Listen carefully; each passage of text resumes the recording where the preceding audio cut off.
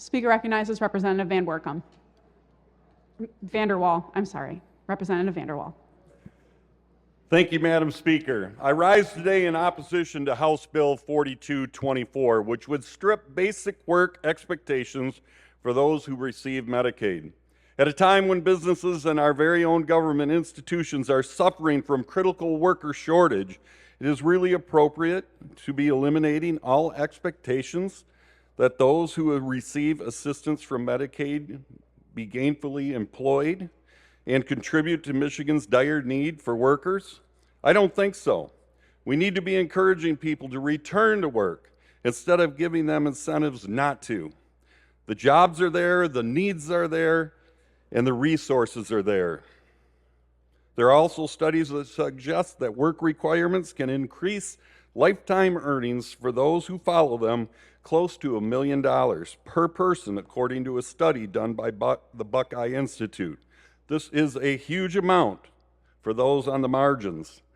The goal of Medicaid is to help provide health care to those who might otherwise fall through the cracks or can't afford health care on a private market. It is not designed to be a lifelong solution. The only way to make temporary is to tie it to established steps that the individual can take to improve their situation.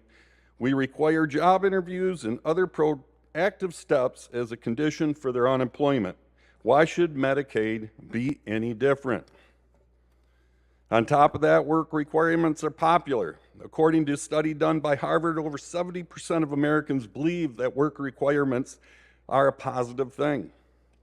They are also effective. After they instituted Medicaid work requirements in Arkansas, they saw 14,000 people leave Medicaid due to rising incomes. On top of that, when they added work requirements for food stamps, they saw enrollees more than triple their income and saved taxpayers tens of millions of dollars.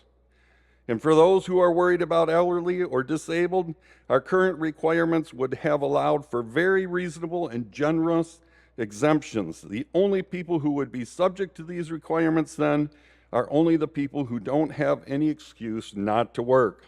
Madam Speaker, I urge a no vote on this bill, and I also call on the state of Michigan to renew our waiver requests so that we can approve these requirements to work like the rest of Michigan. Thank you, Madam Chair.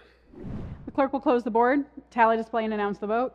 Madam Speaker, on the question of final passage of House Bill 4224, there are 56 aye votes and 53 nay votes.